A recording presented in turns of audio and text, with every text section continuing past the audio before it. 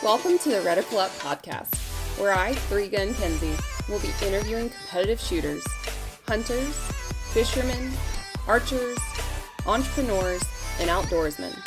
Come learn with me as I interview people from all walks of life, in different disciplines, all across the world, from novices to professionals of all ages. No matter what, everyone has something they can teach you, so come join me on the journey. Welcome back, everyone, to the Reticle Up podcast. I'm excited. I have Rhey on today. He's the lead tech support for MagnetoSpeed at Kestrel Ballistics, and he's a precision rifle competitor. So I'm once again out of my element, learning something new. Rhey, thanks for coming on. Thank you. Thank you for having me. Absolutely. So we're going to kick this off strong here. I've got to know where this name Rhino came from. I saw this on your profile. I'm like, great, I got to ask. Rhino. Well, I mean, first name's Ryan. So I spent 16 years in the Army, and of course, you gain nicknames by sometimes doing stupid stuff. So I already had Ryan, so Rhino, but it really came from one of my buddies that I went to Iraq with. My first deployment was to Baghdad, way back when the whole Iraq thing started, and he's a firebrand Texas kind of guy. And well, prior to the deployment, we'd go out to the bars around Fort Hood quite a lot. And one night I got loaded and started running around the barracks. And if anyone's been in the Army, active duty, and you lived in the barracks, you know the shenanigans involved. And I started running around, putting my hand on my forehead like this and running into people, and got the nickname Rhino. So, yeah. And it stuck. It stuck for a long time. I mean, even got, the back of my one of my jerseys has Rhino on it that I used to wear. I mean, it was, stenciled on inside of my Bradley, stenciled inside of my gun truck, for another deployment. So it just stuck with me. Rhino. I was going to say, I was hoping it was on a jersey. So I like that. It made it onto a jersey once. Yes. Yeah. That's so funny. Yeah. So for those people watching on video, you get the added bonus of seeing exactly what he was talking about. Yeah. Just for those on audio, it's just put your hand, your forehead, your fist, and then raise your middle finger and try to run into someone when you're loaded on tequila, Jack Daniels, and everything else that you can drink. Yep. Yep. Party trick there. Yep. Good party trick. Makes lots of friends really quick. Good icebreaker. Oh, I love it. Yeah, absolutely. I'll try it SHOT Show this year. Oh, I can't wait. Hopefully it all happens. That's the one thing I'm hoping for, is that SHOT Show actually happens. Yep. I miss it. I miss it too. There's not many of us that actually enjoy SHOT Show. I feel like a lot of people are like, about it. I mean, it has its pros and its cons. I miss seeing people that I don't normally get to see. I mean, there's some people that I talk to all the time that I only get to see one time a year, and it was that SHOT Show. But I talk to them weekly, and it's just that place where everyone can get together. And last year it not happening, everyone was kind of like breathing a sigh of relief. A lot of companies were like, "Thank gosh." This year it's like, okay, do we or don't we go? Is it going to be worth it? And people are in that decision phase right now. But it looks like it's going on. So let's just screw it, drive on. Let's do it. I'm ready. So, diving into this PRS world again that I'm so unfamiliar with. How did you get into that sport? How did I get into? Okay, so rewind back to 2010, actually way before that. So I'm looking at your outline because we show prepped. How did I get into PRS? So that stemmed from me actually competing in college. I went to college between 97 and 2000. Basically got kicked out right before 9/11, and that's when I went on active duty.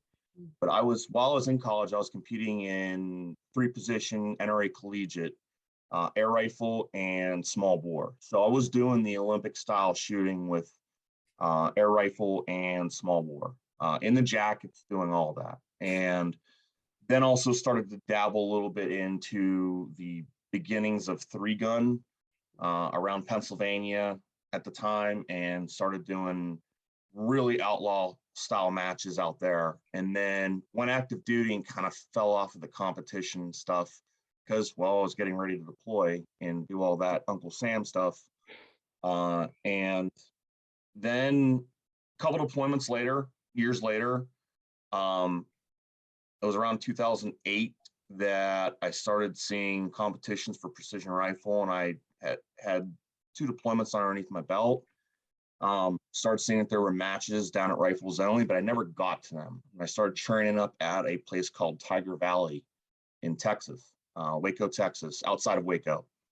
And they would have matches out there. One day, static, 1,000-yard matches, and they'd start to do some more of the tactical stuff, dog out drills. So TJ still runs it out there.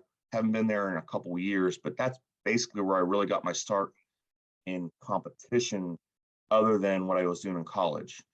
Fast forward to 2013, actually 2011, a lot of talk was going on in Texas about forming a league or some type of scoring and tracking, and that became the PRS.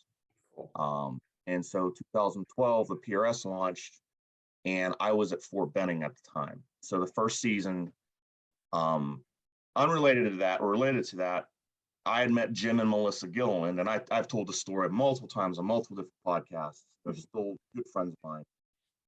Jim invites me down to a match at the old K&M range in Baker, Florida, which is now Altus. Mm-hmm. Altus, it went from K&M. This is how you can tell someone's age in the sport. You can go, were you a K&M, a Core, or an Altus person? And I'm like, oh, dude, I was there when it was, first 2 people I met at the range were Shannon Kay and Brian Morgan standing right beside each other. So it's like, okay, there's my age.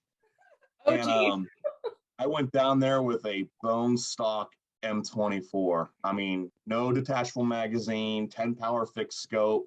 And, it was, I'm running up against people that were running suppressors, detachable magazines, had like awesome equipment, but, I had a fixed 10 power scope. I think, it was basically a M24 clone. It was still an M24 bottom, but I had gotten a scope put on it, my own scope, a little bit better than the M3 Alpha fixed. It was a variable power, like 3 to 10 power, 3 to 12 power Leupold. I mean, really underpowered for this game, but I didn't have any detachable magazines. Shannon Kay and Jim Gillen sat there and said, just take some tape, buddy, and put it on the side and stick your extra rounds on the side and pull them top feed once you use your magazine rounds. It was just an internal mag. And I think I placed out of like 60 competitors, 30 at that match. And that was my first real PRS match that I did. Wow. And movers and everything. So I'm like, okay, a little bit out of my element because I've never competed, against other people in that discipline. It's always been training up for deployments and everything. So I got my eyes open really quick. And from there, it has just been full throttle all the way through. Addiction. Yeah. Addiction. And I got out, I got medically retired a year later in 2013, and immediately started to try to get everything resourced to get rifles together. And then I got hired at a AR shop in Temple, Texas. It's now closed, Legion Firearms. While I was at Legion and we were building ARs, we were doing AR-10s, and we're starting to push that ballistic boundary of the 308 past that 900-yard wall. And, that makes it competitive, at least against other 308s.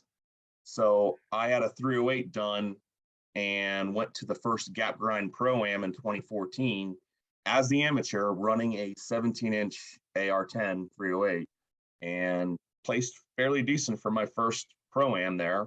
Wow. And then it really took off from there. Got hired at MagnetoSpeed a year later in 2015 after going to a couple matches, and that's when I'd say like it got started, but that's when the pedal went to the metal. Pedal went to the floor once I got hired at MagnetoSpeed. It was game on from there. That's so neat. And I think that is a testament sometimes to like the skill versus the actual gear and guns. And I know I'm in a different realm, but I came back from nationals this weekend for open race gun. Nils, I don't know if you know Nils Jonathan, yep. Shooting a Canic minor power factor, second place, the whole entire limited. We're like, how? Yeah. If you could Well, choose, I mean, he's had a long journey. I mean, look at his shooting career, and I followed him just because all the shooting disciplines kind of are a Venn diagram. They all kind of overlap. People overlap. You know, someone in this shooting discipline, you get to know other people. So I watched him, and I watched Shane Cooley and his footwork. I watched Wampler. That guy moves incredibly fast. Yep. I mean, there's a bunch of people watching the pistol side because when I'm not doing precision rifle, even though I'm not a huge pistol competitor, I still have my dry fire targets up because I'm carrying my pistol every day. Yep. So I do dry fire a lot with my carry, and I just watched the footwork on some of the people. I'm like, man, smoking through the stages and in the lanes, and it's just amazing. And I'll say it again. I zoom in on Shane Cooley's footwork, and I'm just like, man, he moves so damn quick. Yeah, the AMU just breeds champions. They're incredible. They do. But yeah, my PRS starting story. It was Jim and Melissa Gilland, and I was Jim with his Alabama accent. Hey, bud, come down to this match. Let's have some fun. Cool, I'm in. I love it. So, okay, part of the 3 stand I was interested in, like, your school kind of got you into it. Were your parents kind of part of that journey with like rifles and all of that?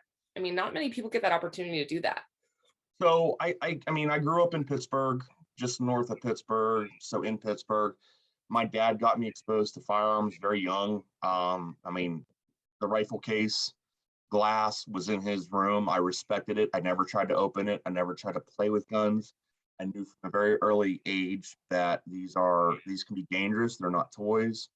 So I respected it and it just got instilled in me that firearms are not negative and can be very positive when used correctly.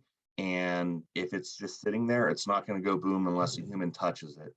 So with that, my mother was working so much. So my dad usually took me hunting, usually took me to go shoot and, rabbit hunting, small game, varmint hunting. And then as I got into high school was inner city. So I really wasn't out in the woods that much because I was focused on high school. But once I went to college and then got into the Army, that kind of switched because I got away from the city and got back to the suburbs and rural area. And of course the Army, that just, that put fuel on the fire for my love of firearms and everything Second Amendment. That's really cool. So, and then the AR-10 308, when did you actually change cartridges eventually, or do you just keep running that for a while? So I used that 308 for a little bit and then finally rolled over to bolt gun. And not to say that ARs aren't competitive against the bolt guns in the bolt gun game. They are very competitive if you drive them correctly, if you have a good shot process, good fundamentals. I think they're the best training rifle for precision rifle, because if your shot process and your fundamentals are crap, the AR is going to expose it much more visible than a bolt gun. Yeah. So I like to train off of AR-10s, especially 308 AR-10s, more than I do off the bolt gun. Okay. Because it will show you that your fundamentals are bad or good. So I did the 308 for a while and then started in a bolt gun. And then around 2017, PRS decided to throw in the PRS gas gun division. Mm-hmm. And they started up the PRS gas gun division because more people were showing up with AR-10s. And immediately went into 6.5 Creedmoor. So a buddy of mine that I worked with, that I also served with in the Army, Marshall Miller, we built a 24-inch rifle length gas profile, 6.5 Creedmoor. Wow. And suppressed it with a 7-inch can. And the overall length of this rifle was probably 52 inches. I mean, it's taller than some people I know. This thing was a monster, but it had a recoil impulse of like a 223, non-braked 223. So it would eat prime ammunition, and loved it. I was pushing prime ammunition, prime 6.5 Creedmoor out at like 2950, almost 3,000 feet per second. Wow. It was warm, so it was just slinging those 130 grain projectiles fast. And that gun just, it was awesome. Balanced perfectly. It was just a long rifle. It was long. Probably the longest AR I have ever seen. 24 inches plus another additional 6 inches on the front end with the suppressor, and it rock and rolled. I have to send you pictures of it, and maybe you can post them up. And I stood up there, and the suppressor came up to me like right here, that tall. But with that, the gas gun division kind of went away. But with that rifle, I was taking top 10s in open every match I went to, and hanging with guys using much smaller platforms. But the PRS gas gun division was good. And now they have the gas gun series. That was the gas gun series. Now they have a gas gun division where you can compete for points strictly against other people shooting ARs in the PRS. Did that gun fit in a gun safe? No, I actually take the suppressor off. It wouldn't fit in the gun safe. I'd actually break it down. I never flew with it. So all the matches I went to were driving, so it fit in the case when I had it shotgunned and separated.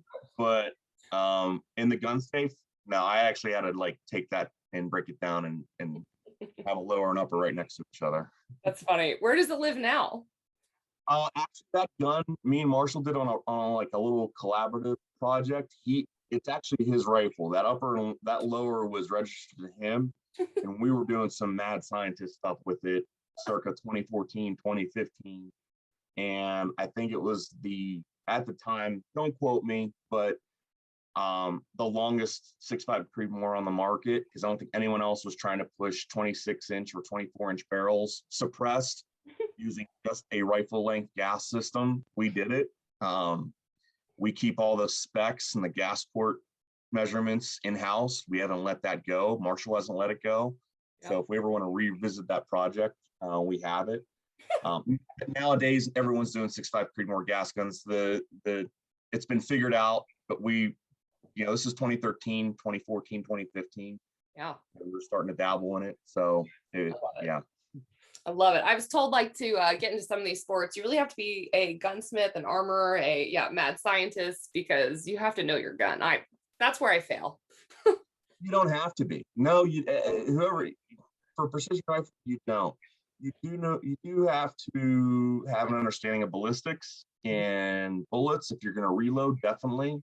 Yeah. Twist rates. But the biggest thing is you don't have to be a ballistician to shoot precision rifle matches. And I've been mentioning PRS a lot. PRS is just a league.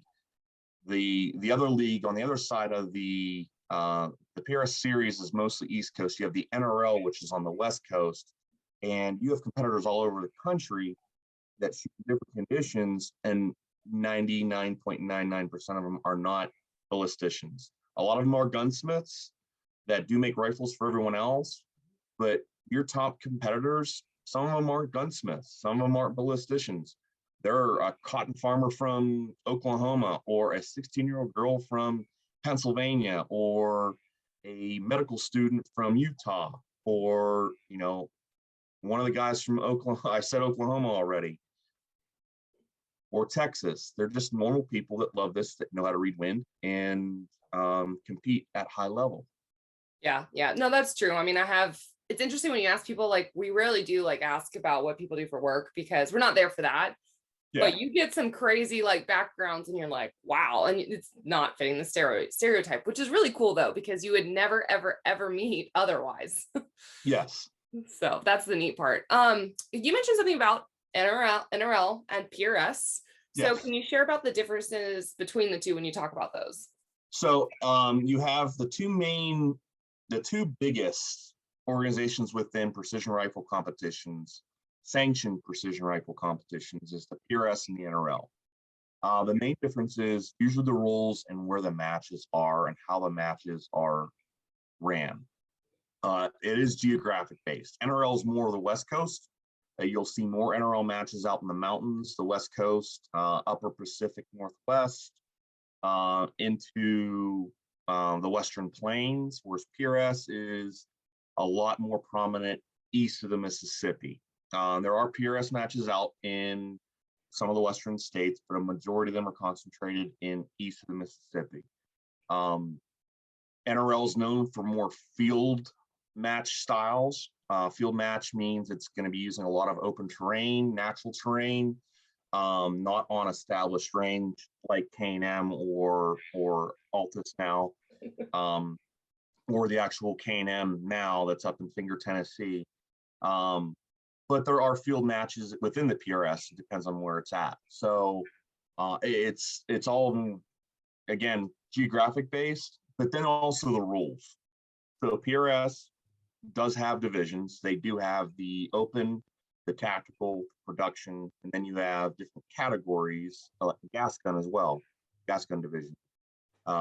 You have your military law enforcement, your ladies, your juniors, and then they have subcategories of amateur, marksman, semi-pro, and pro.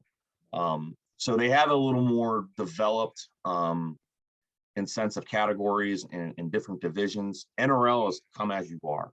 For the race gun series that's currently happening right now, the series, it's basically open. You come and shoot what you have. There's no tactical, there's no production division. There is junior and lady categories, but the NRL also has the NRL Hunter Series, which is vastly different from race gun. Race gun would be your normal PRS and NRL match, center fire matches. NRL Hunter Series, which they started last year, it's all unknown distance. It's all blind stages. You have 4 minutes to engage targets, and it's to mimic real world hunting scenarios. So you have to find, range, and engage your targets, build your position, and do all that within 4 minutes. And you're not in squads. It's an individual sport, so it's just on you. Wow. A lot of people are finding that really appealing because it's breaking from the norm of being in a squad of 10 people and hearing wind calls as people are coming off, and people sharing wind calls. And people are finding that, especially for the military and law enforcement, they're finding that, or military guys are finding that more practical to go to the NRL Hunter Series. And then within both the PRS and the NRL, you have the rimfire. So NRL has 22, NRL 22, and NRL 22X, and the PRS has a PRS rimfire. So the main difference is the rules, and you have to look at the rules for both leagues, and then look at where you're living. That's gonna be a big thing. If you have a lot of disposable income, of course, fly all over the country. But if you're limited to only driving 4 or 5 hours, you have to look what's close to you. That's what drives a lot of people, is where you are close to get to matches. You may be in California or Idaho, you're going to be doing a lot of NRL. If you're down in Tennessee, Kentucky, Alabama, Mississippi, you're going to be more on the PRS side, just because matches are closer. Yeah, that makes sense. So have you flown to matches? Oh, all the time. Yeah. I've flown to many. This year I flew, let me look at my board here, 6 matches I flew to. Nice. What's the farthest place you've gone? The farthest I've gone north is Montana. Ooh, Montana, and then the farthest I've drove to a match was South Dakota, and that was fun. A haul. Yeah. From Texas, me and Rich Cronister from Short Action Precision, they make the 2-round holders that go on the side of the rifles, slings, and bags. I picked them up in Dallas and drove all the way up to South Dakota for a match. That's 16 hours. We had blast. We actually did a live podcast as we were driving. We call it the Roadcast. Yeah, pretty good time.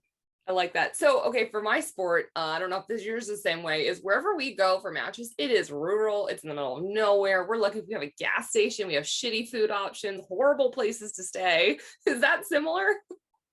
Depends on where you go. So if you go to Altus, you don't, because they bring out Pounders, the Hawaiian grill, for lunch, and you stay in Cresty and go to Bamboo's, and then you can go down to Destin and party.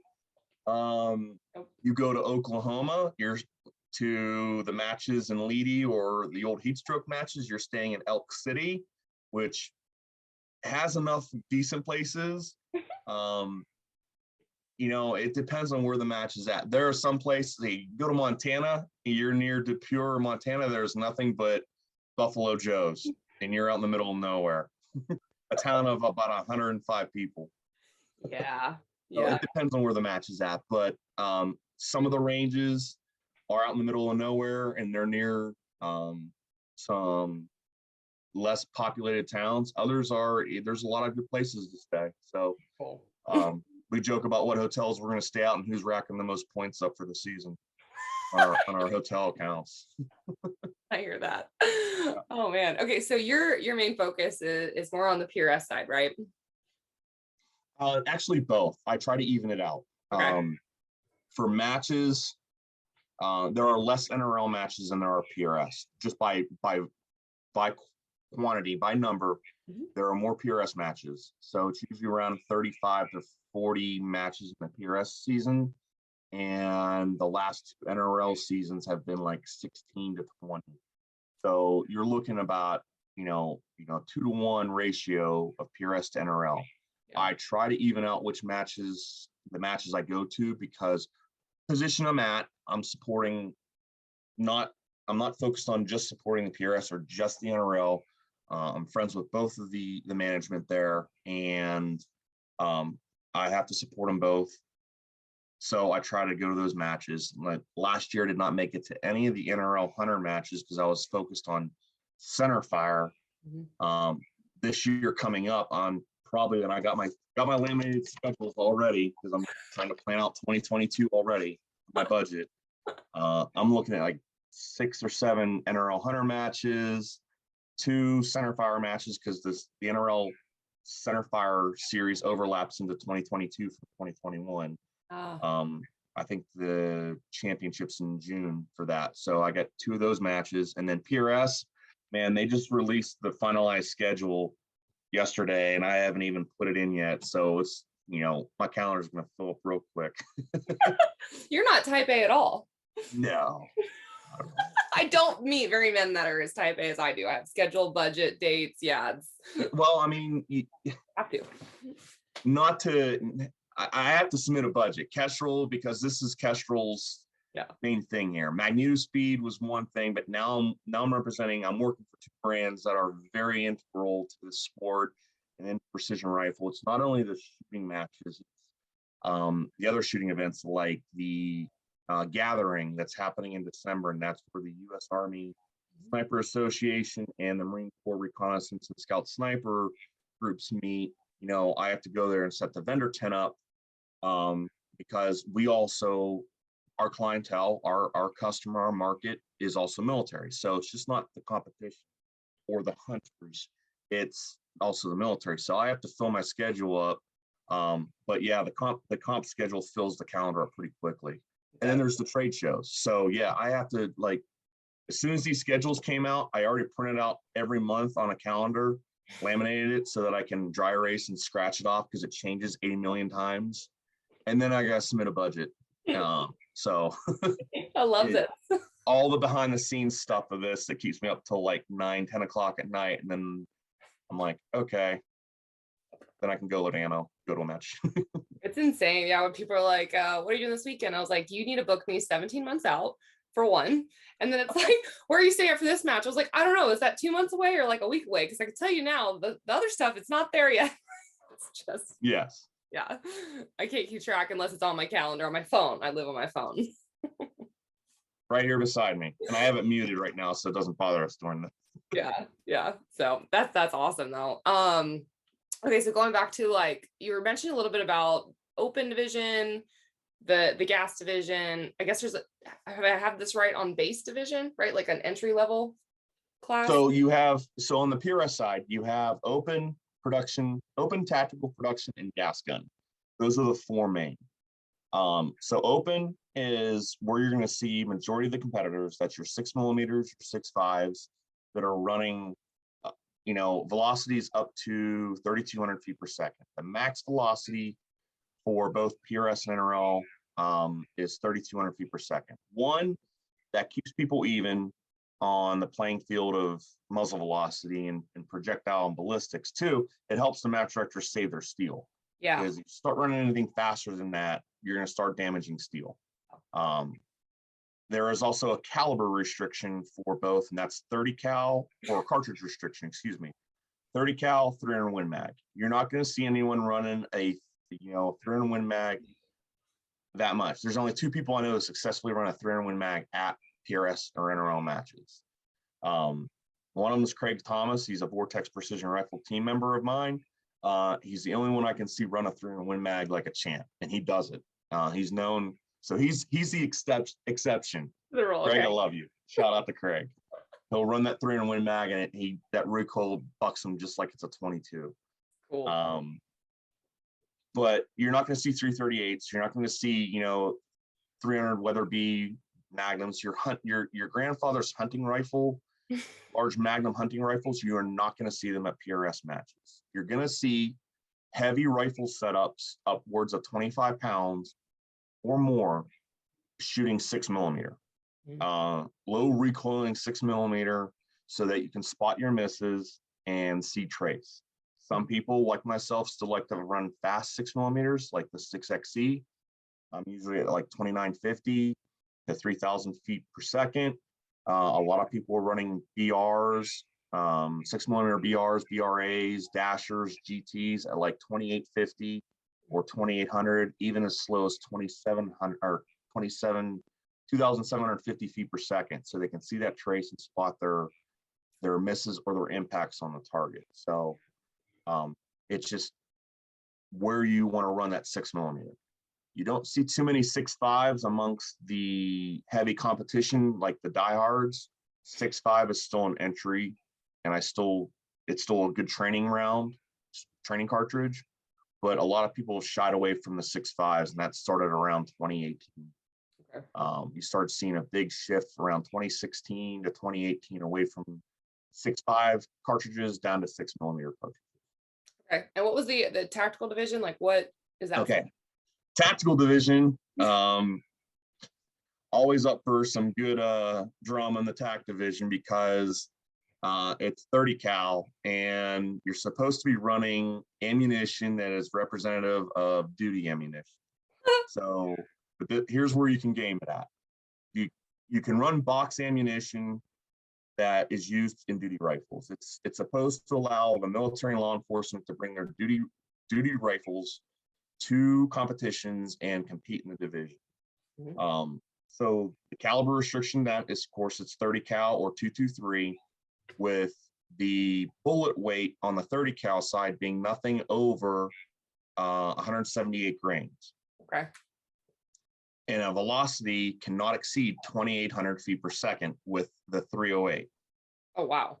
So you have to run them slow because what that does is that's a check for anyone that wants to make their own ammunition and try to gain running a 308 with a, say, 155 grain Burger hybrid at like 3,000 feet per second. Now you have a ballistic edge over someone using 308 ammunition out of a box. Right. So a lot of people err on using 175 grain TMKs, SMKs for that, and trying to keep their velocity like it.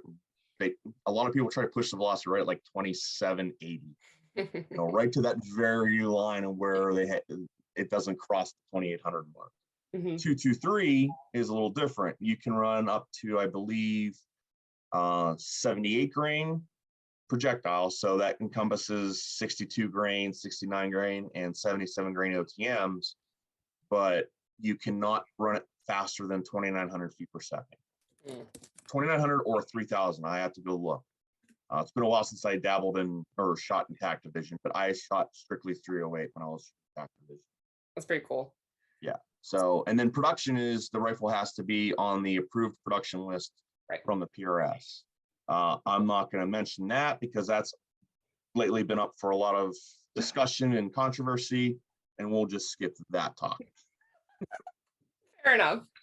Okay, I have a dumb question then that I probably should have known or asked y'all. Then I guess have a chrono stage or whatever. You have to chrono your gun to get that feet per second to make sure you're legal at matches, or no?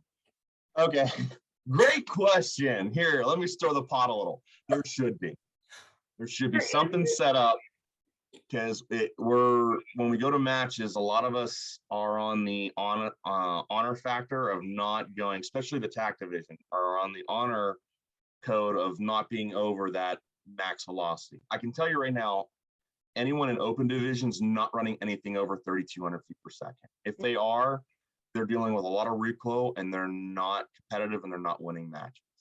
Okay. You want to bring that recoil impulse down to where you can keep the glass and basically the reticle on the target. Mm-hmm. If you're running anything at over 3,200 feet per second, your gun has to probably weigh 40 pounds so it doesn't kick back, especially 6mm. But I mean, there's some competitors running 28-pound rifles with a 6mm short cartridge. Okay. It's all about keeping that recoil down. But for tactical division, definitely there needs to be a check to that. And that was there was a lot of talk and a lot of back talk and a lot of controversy and a little bit of finger pointing between people. 2016 through 2019 in TAC division, who may be possibly over the velocity limit. And yeah, I believe there needs to be that verification. And I'm not saying this because I work for a chronograph brand. I'm saying it because it just keeps everyone fair and it weeds out anyone that wants to cheat or who has cheated.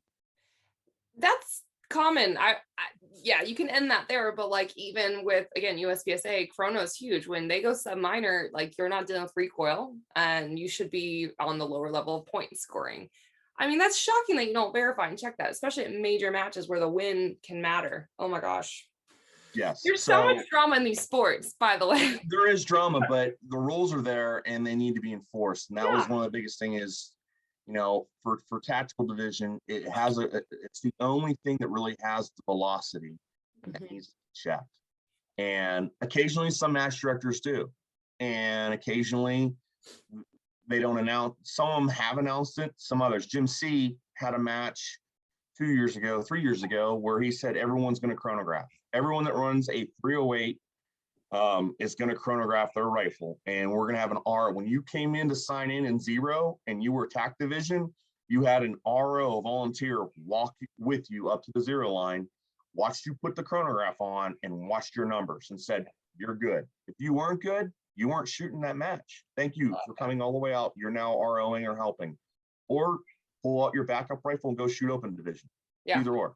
Yeah. I mean, there was a couple matches where I didn't have 175 grain bullets in my reloading room. But I had over 2,155 grain burger bullets. You know what I did is I shot 308 in open division. Yeah. I shot against all the 6mm. I just bumped up the charge weight where I know I wouldn't have pressure issues and pushed a 155 grain bullet at almost 3,050 feet per second. And I had the same drops as some people shooting 6.5 Creed. Woodholds, that was completely different. Yeah. But my elevation was under some people shooting 6.5 by 4.7 and 6.5 Creed. I was pushing that 155 grain fast. All the recoil. I had all the recoil on that rifle. I'm surprised. So I'm glad I asked. I think checking that is totally fair. Because I'll leave that alone. Yeah, I mean, and so the PRS season's done. So the next match after Halloween weekend is the PRS finale. And it's the top 5 or top 10 tactical competitors got the invite. Probably top 5. So I don't know if they're going to get chronographed or not, but it's usually you can usually tell off of people's trace for the year if someone's been running when they arc that slow moving 308 in. That trace looks a lot different from a fast moving 6.5 or 6mm. Yeah. So yeah, I mean, there needs to be some verification. That's always been talked about. And of course, I work with MagnetoSpeed. I get it that getting a MagnetoSpeed on a rifle is kind of cumbersome sometimes. So there is the lab radar for people that have lab radars that do work. I'm not saying that. But I mean, you can use the lab radar or the MagnetoSpeed, get the velocity, verify, pull a bullet, check the bullet weight. These are some things that need to be enforced. for that division. Same with the production division is if you got to make sure that it's the rifle on the approved list. I don't run the NRL, I don't run the PRS. I'm just going to echo what a lot of people have said in the past, that if we make rules, we have to enforce them. Yeah. Both series leagues have been a lot better about doing that. There's growing pains. The competition precision rifle scene is fairly new when you compare it to F class or some of the older competition sports. And it grew so quick, so fast in the last 5 years that the rules had to catch up, and match directors have to enforce the rules. ROs have to be that enforcement too at the stages. But again, it's a customer service thing. So we don't want to be complete D-bags and assholes to the people that take the time, take the money to come out and shoot. Yeah. So it's a fine line. But again, rules are rules. They're there to keep us fair, to keep the playing field fair, and to keep us safe. And we have to follow them, from the competitors all the way up to the match director. Oh, I think that's fair. Yep. Again, I go back to what I know, but yeah, we pull bullet weights for chrono. We have, sacrifice 8 rounds, whatever. Sometimes we get a few back, but even like in 3-gun, like you can't shoot certain shots at steel because you're going to ruin the match director's steel, and exactly, you can't slug a target. And we know when a steel target's been slugged. Yeah. So yeah. Twice. Not friends me. with a couple match directors in 3-gun, and I because T1000s get used in 3-gun too, and they're like, hey man, T1000s got smoked. I'm like, that's fine, that happens. Yeah, they shot a shotgun at a rifle target. I'm like, how does that happen? Oh, it happens. You would be surprised and not at the same time. I got stories on stories about crazy things happening. I love it. Okay, so when we were talking about like some of those different divisions and stuff, what would be like some good, I guess you don't have to say stock guns, but like good entry level guns that people could get into versus like, the custom ones, the companies out there making custom stuff? So there's a couple companies, a couple brands that are doing, production, and I don't have the production list up on me. You can find it on the PRS website. But an off-the-shelf Ruger precision rifle, an off-the-shelf Tikka T3, Bergara B14, anything in 6.5 Creed. Now they're doing them in 6mm. Some companies are doing them in 6GT, 6 Dasher, but they're production rifles that are done at the companies on a production level. So you can jump into it with a 6.5 chambered rifle or a 6mm chambered rifle and be competitive right off the bat, but still be in the production division.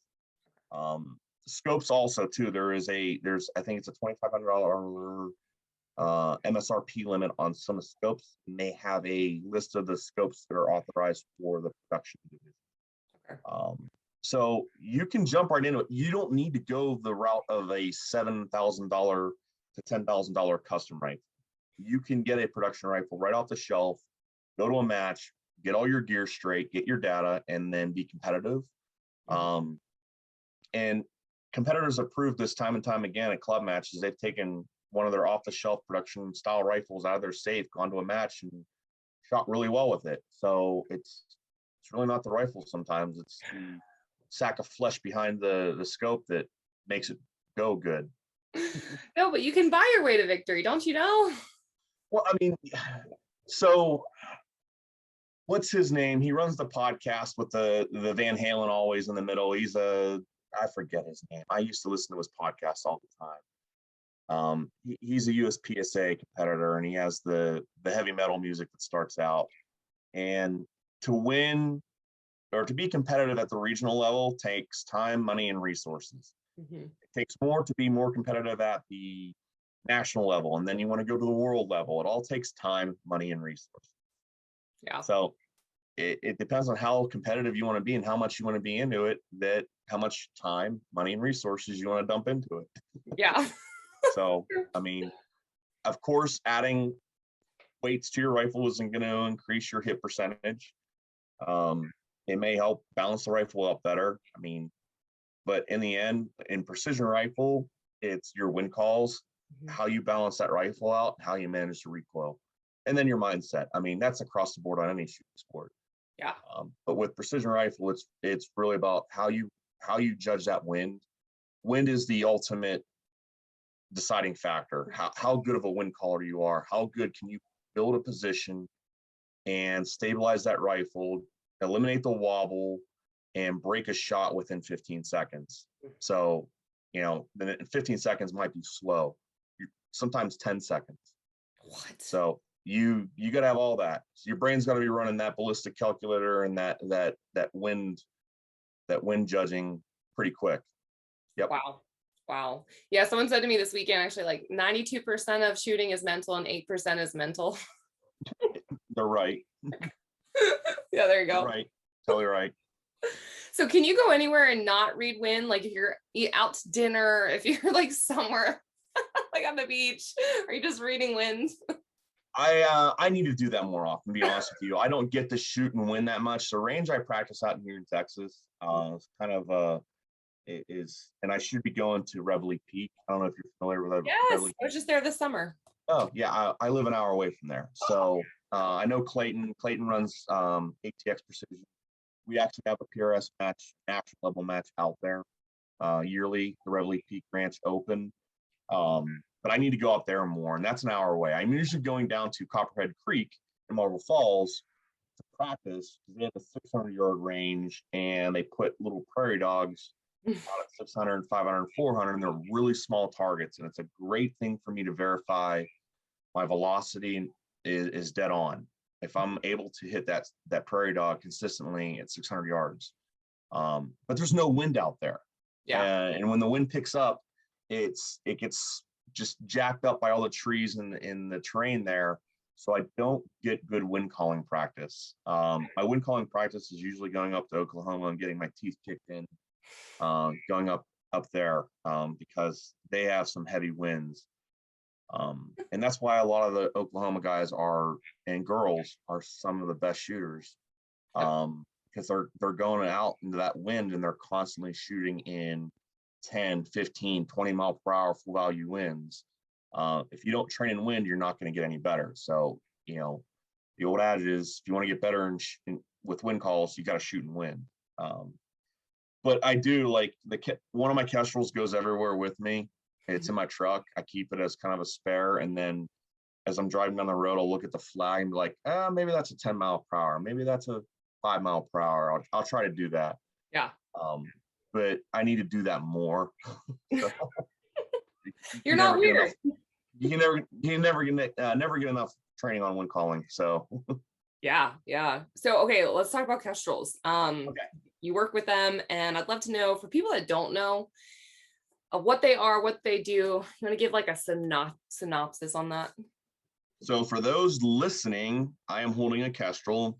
You can go to the Kestrel website, www.kestrelballistics.com. For those watching, this is a Kestrel. It's basically an anemometer, which is a wind reading device, wind measure, and you got the impeller, and then you got your screen, and you have your ballistics program in there. And what this does is I have all my gun variables, which are and bullet data and my gun data in here, and it generates a solution once you get your atmospherics and the wind. So this little thing is the magic 8-ball that will tell you what your solution is, but it's still up to you to make that scientific wild ass guess on the wind, because this can tell you the wind at your position. It cannot tell you the wind at the target. Yeah. Yeah. How many of those do you have, by the way? Well, before Kestrel bought MagnetoSpeed, I had one. And then I put the request in to get every model so that I can get trained up on it. So now I roll to a match with 2 of them. I keep a 5700 Elite, which is my primary. My backup is a 5700X. So the X is like the F1 Ferrari high class, the one that has the much faster solution. But I like the 5700 Elite because I like to have both of them there. 5700X being the backup. I got backups. So the picture I sent you with me behind the reticle, I have a pair of binoculars, which is my primary. And then on the other side, I have a pair of Vortex Furies. And that also has my gun profile in it and has all my data, and I can actually use that to generate a solution. I got 2 Kestrels, and then I keep hard data cards in my bags. Everything fails. All of a sudden, all electronics decide to crap the bed. I can pull out hard data cards and still rock and roll. But I have a lot of Kestrels. I got the whole marketing kit downstairs, and I keep Kestrels to display and show. And every once in a while, I might have to spot one and give someone because there's crapped out at a match. That's cool. Yeah, Clay Blackheader. Hey, I said your last name right, Clay Blackheader. Because everyone calls him Black Letter. He runs Clay's cartridge company up in Oklahoma. He's probably one of the best competitors in the nation right now. One of his Kestrels went down right before the NRL championship match last year, and I'm like, here's the one, go take it and go. Got him back up and running. So just like that, just on-site support. That's why I keep some extra stuff with me, especially MagnetoSpeed replacement parts. People lose their over pads, plastic spacers out of their kit, and I have to plus them up right there at the match. So I keep basically a field kit with me. That's cool. That's awesome. Yeah. So for people that don't know, what is the data that the Kestrel gets from the different environments that they're in? What are they pulling? Oh, wow. So a Kestrel will pull your atmospherics. It's going to pull your density altitude. It's going to pull barometric pressure, humidity, wind chill. I mean, it gives you so many different weather points and data points on it. One of the big things with the Kestrel is that density altitude, of course, wind speed, crosswind, headwind. It has an internal compass. There's just so much that it does. And you understand Kestrel Ballistics was an offshoot of Kestrel Meters because anything that requires weather, such as sports, construction, firefighting, anything outdoors that requires the weather, we help those markets out. So Kestrel Meters, which is another brand under the parent company that owns Kestrel Ballistics and MagnetoSpeed, has Kestrel Meters, and they have a bunch of other specifically just for weather and atmospherics. So the ballistic side of it was, hey, let's take the magic of the ballistics and put it into a weather meter, and now you have your one station for everything. It's cool. It's really cool, guys. Now the data entry is where you can also fail, I feel like, because that's the user error. Oh, okay. So what people, let's change that verbiage. What people mess up? Yeah. So what's the common mistakes people do with the inputting their data into a Kestrel? The number one is not having the correct gun profile. So you have multiple, this will hold 30 gun profiles.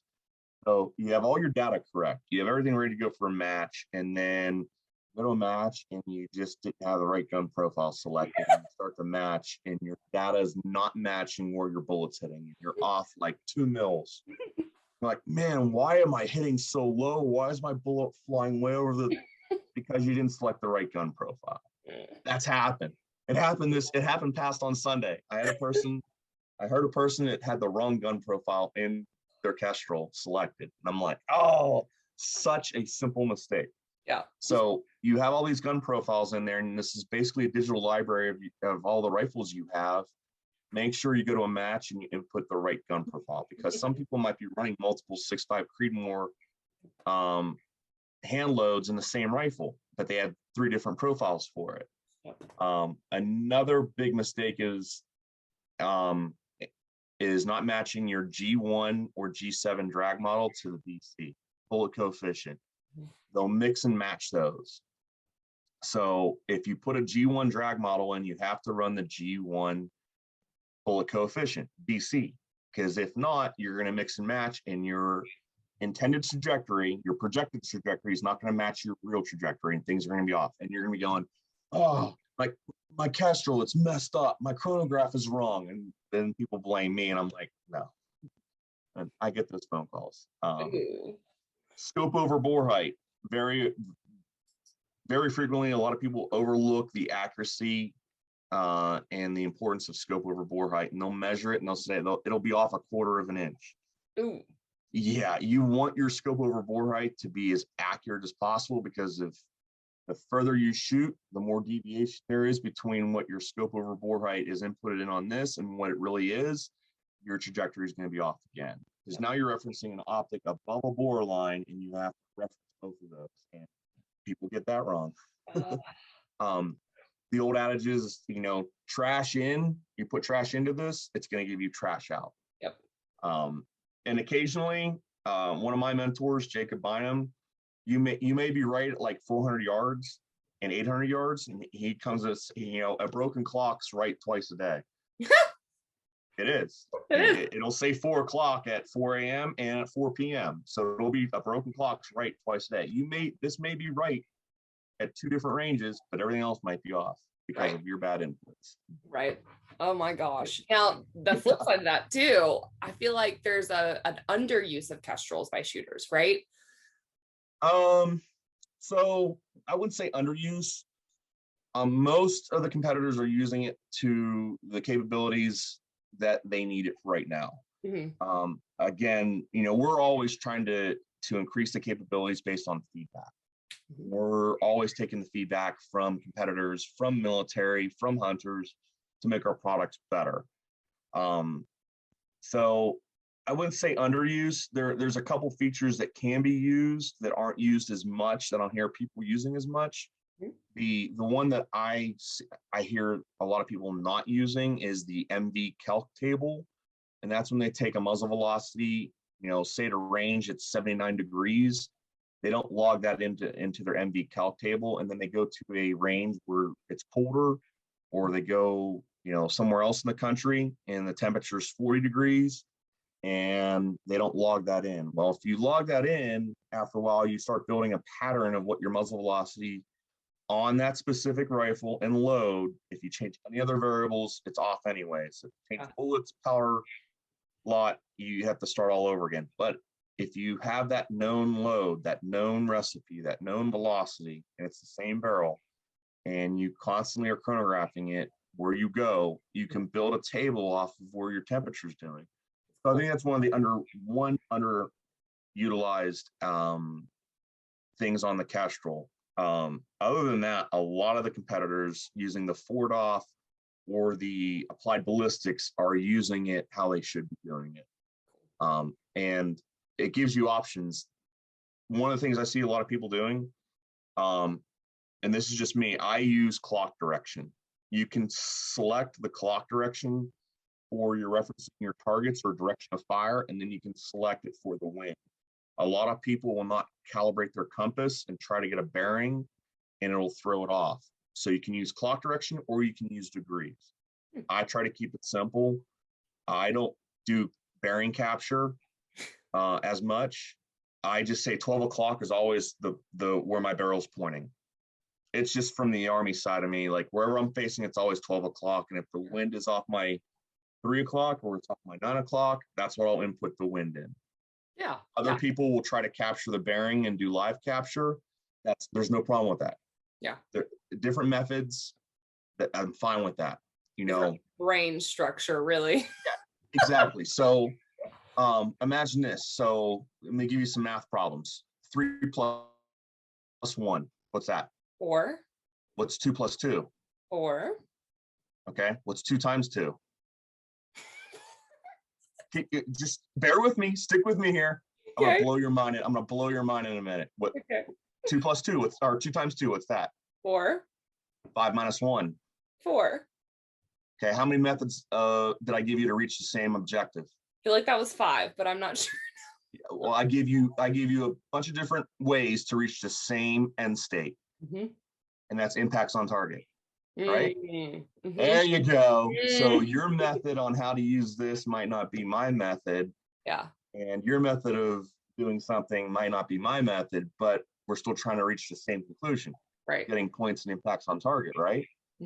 Yep. So you can't say that you have to use it this way or have to do it this way. It's very subjective.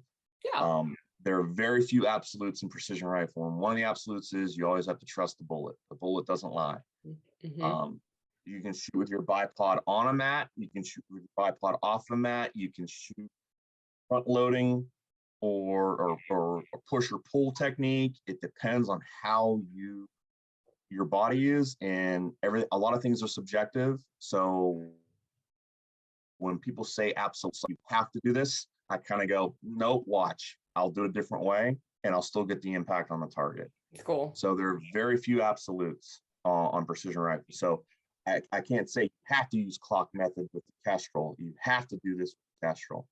There are certain things you have to do in order for this to work correctly, but there's certain things that everyone does differently with it. So yeah, same. There's different methods, all reach the same end state, and that's getting impacts on target and trying to win matches. That's fair. Okay, that's easy. That makes sense. Yep. Now diving into MagnetoSpeed, let's talk about like that. What is MagnetoSpeed? Why should you chronograph? How does it go on a gun? I mean, I've chronoed plenty of rifles, so yeah. Oh, you've got one. So got a V3 bayonet right here. So this is a V3 MagnetoSpeed bayonet.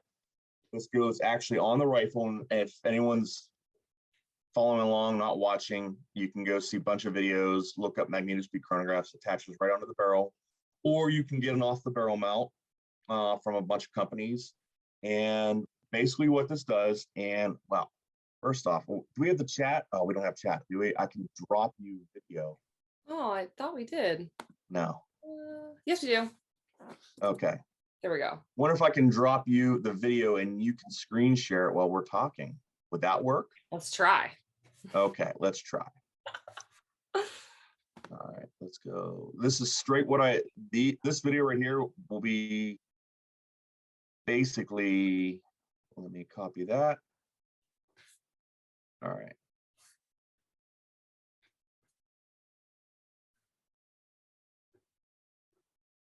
It's not going to let it post. That sucks. I can link to it when I post this on okay, I'll send it to you. Yeah. So the video that she's going to probably show is an animation. It shows the magnetic fields. So you have sensor 1 and sensor 2. Your muzzle's back here, and the projectile actually flies. And I don't have a spare projectile. So bolt will come out, projectile will come out, go right over the sensor deck, fly over the 2 sensors, and these 2 magnetic sensors will pick up the signal of the projectile and send it back to the display through a cable, and you'll get your muzzle velocity. So is it tracking the bullet on a target though, still? No. So you have a magnetic sensor here that puts out a magnetic field, and magnetic sensor here that puts out a magnetic field. And as the bullet goes through that, it generates an electronic signal. Okay. Because you're putting metal through a magnetic field, and that creates an electronic signal. And distance traveled versus time traveled creates muzzle velocity. And those signals are sent back to the display, and it gives you a rendering of what the bullet is doing. So let me pull this one up. This is fascinating. Yeah, I got my display from this past weekend. See, I'll never use one of those. I've used the lab radar, but I know you have to kind of like track the bullet and make sure it's in a certain place. Is way easier. Yep. So if you see, I got all my data right there. It gives you your shot string, your individual shots, your maximum, your minimum, your ES, and your SD, and then your average velocity. So that was what I went to Sunday's match with. So I had an ES, an extreme spread of 9, and an ES of 2.8. Low. Which is very good for a precision rifle. Now, how many rounds do you shoot to get that data, that average? I recommend for a match, I usually do 10 to 15. Okay. Because we usually do stages anywhere from 8 rounds all the way up to 12 rounds. And I want to see what the one full mag will do in my rifle once I have the barrel heated up. So I'll confirm 0, and then I'll put the chronograph on and then get data off of a hot barrel. We only have 2 cool bore shots all match. That's the first shot on day 1 and the first shot on day 2. Right. We are not doing cooled bore chronographing or patterning. We are doing hot bore, basically hot barrel chronograph. So you want to get that barrel temperature up prior to chronographing to mimic what you're doing at the match. Right. Boom. That's really Yeah. that's the one thing. I mean, I've learned, but that's one thing that really just stuck out to me the most. Like, that makes sense.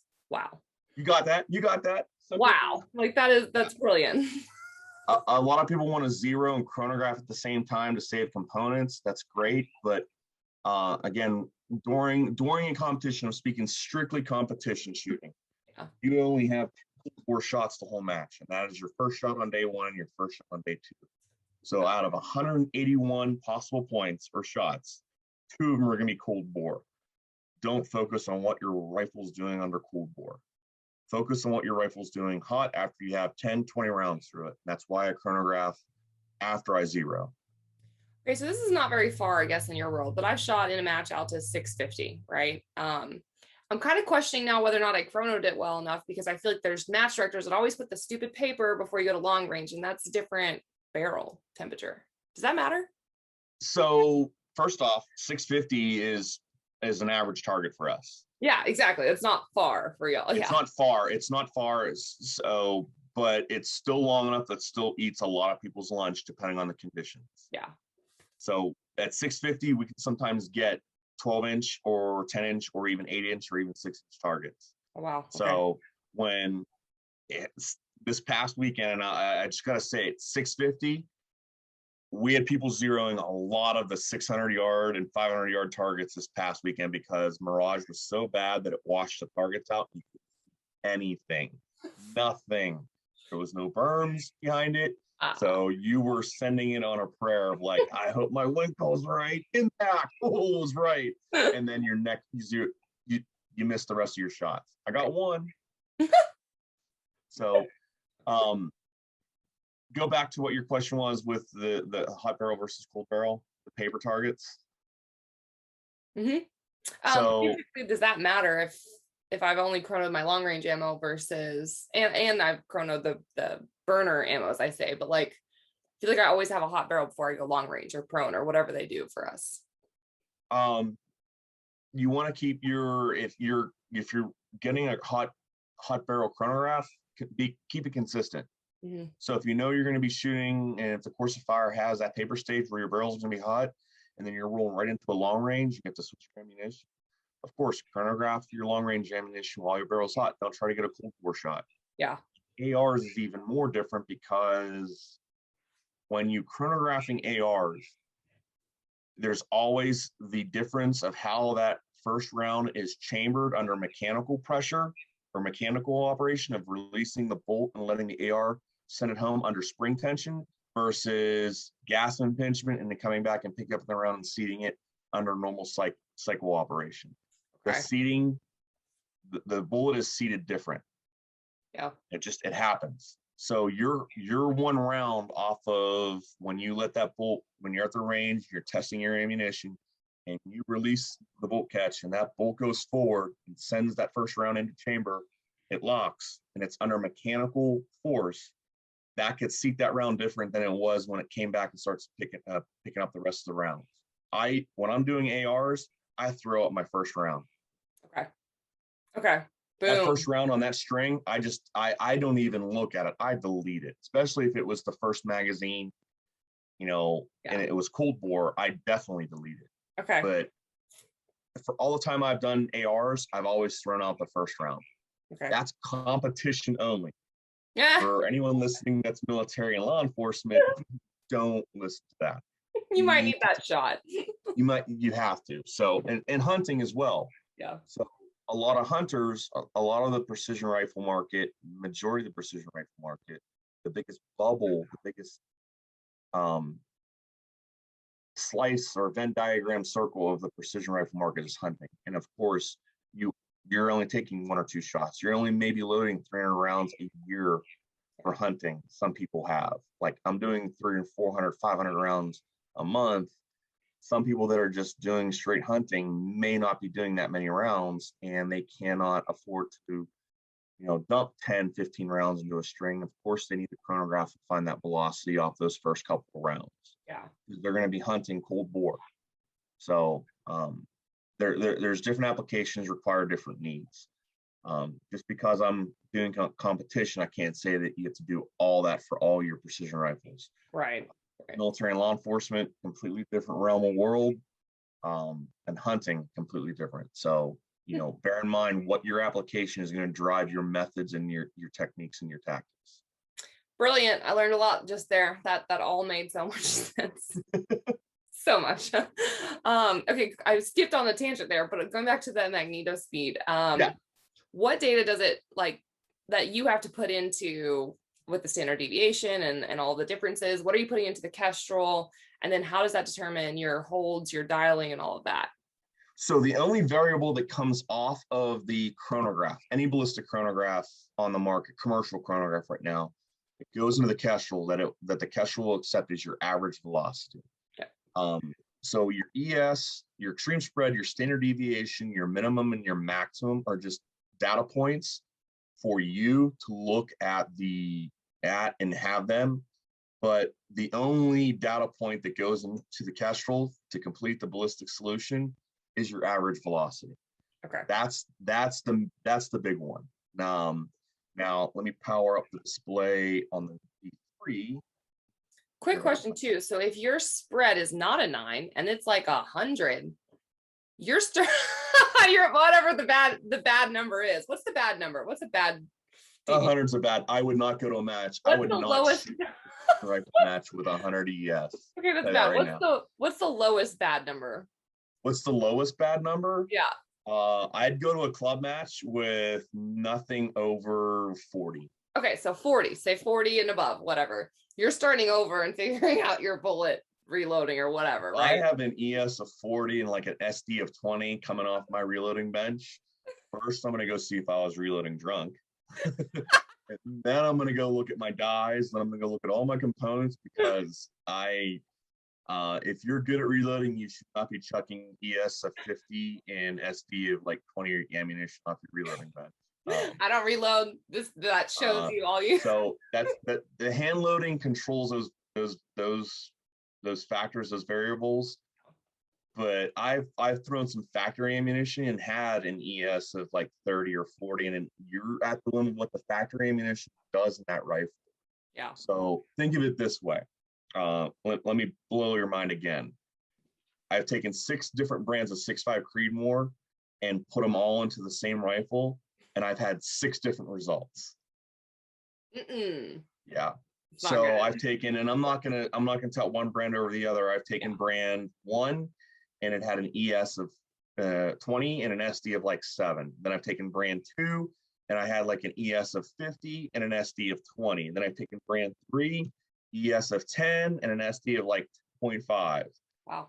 So when you start using factory ammunition, you're giving yourself up to what your rifle, the reamer specs, and what that rifle likes in the factory ammunition. Yeah. So low development for factory ammunition is buying multiple different boxes and trying it out. And then even then, you have to see if there's a lot deviation. Right. So where you save on factory ammunition is time, because all you have to do is go click, wait for delivery. I don't have to reload. Sure. And you're ready to go to the match, or you buy it at the match from Federal or someone else that's a rep, and it's good to go. You're ready to rock and roll. You don't have to spend the time prepping the brass and sizing the necks and expanding the necks, all that stuff to control those variables. Yeah. But we're in the precision rifle game. I like to have my ES at 10 and my SD below 4. And so I'll spend the time doing that. Yeah. I'll get into reloading one day. I'm not there on time, and I blow things up and break things, so I'm not that confident. Yeah. All right, I have to say, you said blow things up. I know me, and that's all I have to tell people. Like, you're right, that's fair. I cannot judge you. I pass no judgment because I've blown a hand primer up, I've blown a rifle up, and I've had rocks blow up in my face. All last year, by the way. Oh, good. I blew a hand primer up right in my face. 130 primers went off. What? Yeah, we won't go into that story, but yeah. And anyone that's listening that follows me, knows me, is friends with me, that it was 2 years ago. Yeah, or 2 years ago now. Yeah, blew a hand primer up right in my face. A lot of different factors went into it, but it was me being impatient, not, yeah. That's Woke me terrifying. up real quick. Yep. Yeah. I won't judge you on blowing stuff up. I have a pattern of doing that to the point where people are trying to buy me an EFP. Yeah. Oh man, another tangent. Okay, so going back tangent for another time. Yep, yep. So going back to is it V3 that you're gonna do? V3, yeah. So the V3, you get this on the rifle. So a lot of people try to put it off the barrel because there is some discussion of hanging this on a barrel will affect the point of impact, point of aim relation. Okay. That's another rabbit hole we can go down. If you want to contact me at MagnetoSpeed, I can talk to you about it. But so you're getting that data, and right here, I'll try to hopefully no. Come on, go back. Trying to light up. There we go. All right. So, this is so bad. Yeah, actually, hold on a minute. We're on Zoom, right? Mm-hmm. Yeah, buddy. We can set up what I do for the Zoom class. Look at this thing, state of the art. I don't have my headset in, so we can set these. She's like, what is this guy doing? I teach the Zoom classes for MagnetoSpeed, and I show buttonology using a second camera that, she's like, man, you're screwing up my show, hey. No, this is interesting. The people that actually watch it on YouTube get an added bonus of learning. Yes, they do. So, all right, let me fire this up, and you will see how the display shows information. Hoo-hoo. This is like third grade teaching. Yes. The projector. The projector. So it's a much more organized and better angle when I do all this. But so let me pull the display out of its protective case here, and you can see all this great information. All right, wow, it lights up. So there it goes through its boot and Bayo unplugged. I don't have a bayonet plugged to it. So, all right, so you have your maximum, your minimum, your average, and your SD. That's what the display will show you. So your maximum velocity, your minimum velocity, your average velocity, and then your SD. You have to select whether it shows ES or SD, but I mean, I can do in my head the difference between 49 and 57. So what I can't do in my head, and if someone can do it in their head, come find me. I want to know how great of a savant you are at math, is calculate standard deviation, sample deviation, because that formula is ridiculously long and takes many multiple lines of computation. But if you can do it, please give me a call. I want to meet you. I'll buy you a beer.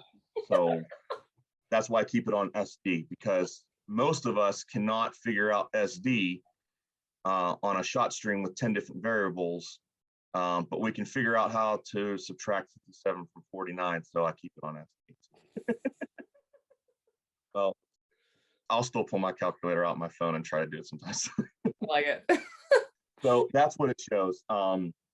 And then we have a bunch of different options: archiving series, deleting a shot. So deleting a shot. So for anyone listening that has a V3 or a chronograph in general, a bunch of people show their shots on Instagram. They're like, man, look at, I have an ES of like 5 and an SD of 2. I'm like, yeah, how many shots did you delete off that string? You're only having data points. I'm like, way to go. Hashtag deleted shots. Don't trust the internet. Don't trust the internet. So these are all my shots. Add one low one. But when you're talking an ES of, let me get back to there. So yeah, I mean, that's an ES of 8 and an SD of 2.8. That's a very tight ES for that ammunition. Yeah. You're not getting much vertical dispersion. Vertical dispersion is what ES translates statistically to practically is vertical dispersion on your rounds. The faster moving round is going to go higher on the target, while the slower moving round is going to go low. Right. And that's if you execute perfect shot process.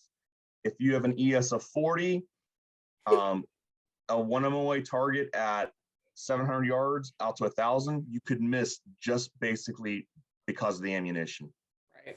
Even at 1,000, a 10-inch target at 1,000 yards, an ES of 40, you could be off target just with the ammunition itself, not just with your bad wind call. Yeah. So, yep, that's Cool. the display in a nutshell. I do an hour and a half long classes monthly on operating this thing and the Sporter. We have 2 different models. Those are the ones on Kestrel Ballistic's websites, right? Correct. Yeah. Yep. So yours is the one class I haven't taken because I don't have a MagnetoSpeed yet. If I get into it, when I get into it, yeah, it'll be a thing. But I've taken the other ones. I mean, they're free classes. You get to take the basic and the advanced, and there's all sorts of people that you meet in there, which is pretty cool too. Yeah. So Katie, Austin, and Joe usually run the beginners and advanced Kestrel class. Then we also have, every once in a while, we'll have the HUD class, which is the heads up display. Which I love mine. The HUD. I keep this on my tripod next to all my spotting scopes, and it downloads the information so I can pull and look at the card and manipulate data here. It's great also that if it's a match that suddenly starts to rain at or becomes a torrential downpour, I'll switch from my data cards that are on the side of the rifle that look like this. This is a data card for one of my matches. So that went out to 1,060, that's 7.9 mils. I'll switch from a data card to this because this is waterproof and I don't have to worry about writing on it. Whereas this dry erase marker kind of sucks when you're trying to do it in a rainstorm. Yeah. Yeah. That's really cool. The backup to that is Write in Rain paper. I actually do those in Write in Rain, but even then, sometimes this is the best thing. I'll just switch to this because I can manipulate all my data off of here. Yeah. Neat. Yep. All right, now that we covered all of the job work stuff, now I want to talk about you and shooting and the funness of PRS. So Fun. Yes, I know. My friend actually competed at the Gap Grind the last 2 competitions as an amateur. She's crushing it. So let's talk about the Gap Grind, the Pro-Am competition, what it's about, what it does for those amateurs. And it just happened pretty recently. Yes, it did. So the Gap Grind within the PRS is it's unique. It's the only match that pairs people up by amateur. It has a set criteria for amateurs and has a set criteria for pros. So you can't stack a team and try to win it. You actually have to follow these guidelines as much as possible, and you compete as a team. So the pros, they do compete for PRS points, but you are still competing for team. And you get to help out and coach your amateurs on the clock while they're shooting, and help other amateurs out and other pros coach. So it's one of those matches that allows you to coach on the clock, allows you to help assist, move bags, move gear, and get people into the sport. The spirit of the Pro-Am is to get new competitors, new people into the sport, not by just throwing them in the deep end or jumping into it, one of the hardest matches of the year, and not giving many calls or helping them at all. And a lot of people get really discouraged when they go to a match. It's their first match, and all of a sudden they find out, yeah, buddy, welcome to the hardest match of the season. Yeah. And they're like, what the hell am I gotten in? My buddy said, come on here, be easy. Like, no, dude, this is one of the hardest matches. Timing out is not fun, but you're beginning. Timing out's not fun, but there's still a lot of people that time out no matter what. Yeah. Some stage designs are designed to have you time out. Designed for failure. Thanks, Spock. No. But there's separator stages. Each match is going to have a separator stage where the top level competitor, the top 10% will make it through and clean it, while the rest of the 90% is not either going to time out or not get all the impacts. Yeah.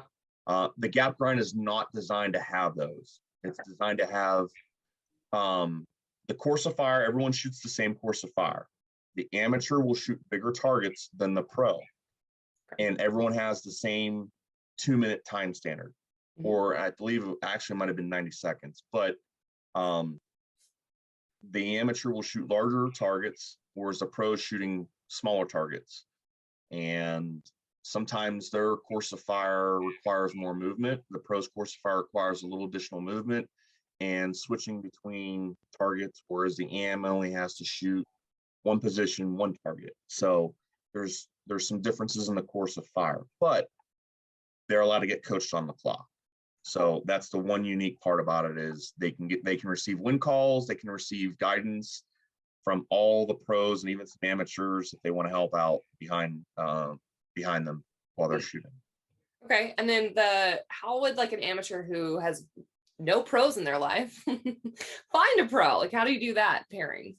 So the best so October is the match. The first weekend of October is historically the pro-am. So let's backwards up about 4 months.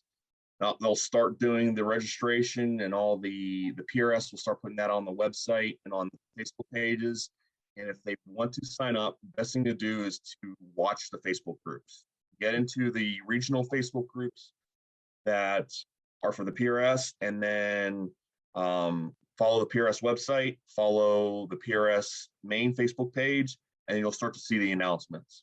As soon as registration opens up for individual AMs, you need to be hot getting in there, because that match fills quick. Yeah. So if you don't have someone that's a pro, or if you haven't put a team together, or you don't know someone and you sign up, they will pair you with someone right off the bat. You'll get paired with someone.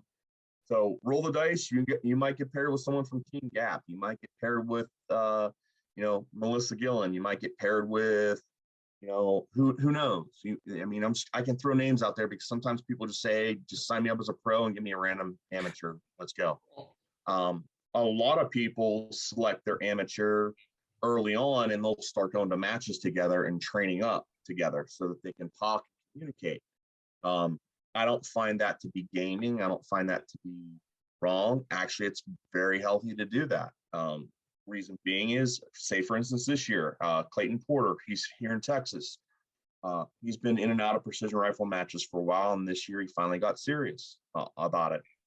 And we started going to matches together, national 2-day matches, and he progressively got better and better and better as the year went on. As he started this season, he was below 50 points average for national 2-day matches. Well, about two or three weeks prior to the pro-am, he actually improved so much. He went to the Arizona match, and his day 2 scores bumped him up, and his average went above the 50% threshold, and he got upclassed. Yeah. So I'm not mad about that. I'm actually very happy. My amateur put the time, the work, he listened. I don't know how much he dry fire and practiced, but I mean, that's on him. I don't know what his daily routine was at home, but something clicked where he started hitting more targets. He did change his action. And I did get him a MagnetoSpeed chassis. We got it, basically spec'd out, and he fell in love with it, and he started shooting and with a different mindset, and he got better. Yeah. And he actually got upclassed, and this is the first time this has happened to me. He beat me at the pro-am by 8 points. My amateur beat me at the pro-am by 8 points. That happens. A lot of amateurs, because they'll go there, will beat their pros. I mean, it happens. Mm-hmm. And we finished out of 200 teams. We finished 81st, I believe. Nice. Which is the second highest I've ever finished in the pro-am. Last year I went with someone and we finished 67th. I was just shooting a lot more last year. I was practicing a lot more last year than I was this year. And I have last year's pro-am, I think I had a hit percentage of like 97%. This year was not that high. But I mean, that happens. I had, different time then, different time here. Also job related, more focused on job this year than I was last year with the acquisition. So a lot of things change, but I'm happy for Clayton. Clayton came a long way from the time he started this year to now. And that just really verified that you can start and then you can progress, and he's gotten so much better. So I'm happy for him. I was proud of him. I was actually happy he beat me. You take the razzing, but I got it. Huh? Mr. Miyagi. Yeah. He changed some things, and I'm glad he changed up his mindset. He got a new action. and stopped talking to himself. Like he'd miss and he'd be like, "Mother," I'm like, "Stop talking, focus on the targets." Like he'd stop doing that. So it was those little changes helped him. Yeah, I think it's daunting to get into some of these sports, and it's really, really, really helpful when you have a coach, a mentor, even someone to go to a match with you or guide you. It's a lot. Yeah, I mean, I still, and I haven't seen him in a while. Jacob Bynum, I'm going to probably get down there in December, hopefully. See him. Jacob Bynum's godfather in this. I consider him one of my mentors. He's been doing this a long time. He's the owner and operator of Rifles Only down in Kingsville, Texas. I miss him. I haven't been down there. I was supposed to be down there last year, but the weekend of the match was the Texas thunder or tundra snowstorm, and I couldn't leave anywhere. I didn't want to die on the roads getting hit by someone who couldn't drive in the snow. So yeah. So it's been 2 years since I've been down at Rifles Only almost, and that's unsad. That's not supposed to happen. Yeah. I'm gonna try to get down there in December to see him and Lisa. I miss them, but when I get behind my rifle, I know he's just dissecting everything I am doing, from getting behind the rifle, getting my position built, body position, eye relief, because he can just dissect your shot process. And it's scary what he can point out to you just by watching you place your finger on the trigger, how you manage that recoil impulse, your follow through, everything. Bolt manipulation. And that's why I consider him one of my mentors. Another mentor of mine is Regina Milkovich. She's one of the top female competitors. She's won multiple national level matches, club matches, multiple top lady wins. And, she's a big sister to me. Also, mental mentor on a lot of things when it came to competition. So, watching her shoot, shot with her a lot. So to see them and then teach me, and now I am getting people into the sport. Like this last Sunday at the Redbeard Gun match, Redbeard Gunworks South Texas Showdown, I had a brand new competitor, her first match ever, and she shot in one of the toughest conditions ever, and she didn't quit.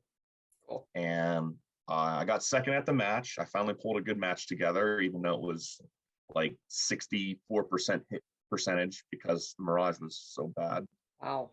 Like I walked away from that match going, oh man, I'm like in the top 20, top 30, given who was there. And like I finished second, and I was like, okay, I'm surprised. Legitimately surprised I got that many points. And I gave her I walked the prize table, picked up a Magpul chassis, and say, here you go. That's how you start your rifle build, so you can get into this. So she got her chassis. That's so nice of you. Oh, you got to give back. So I guess giving back to people after I have had so many people help me out. George Gardner, Jeremy Bentham, the Vortex team, all the people from Vortex that have helped me out getting me started. George Gardner gave me a barrel and got me a 6mm barrel way back when. So here you go.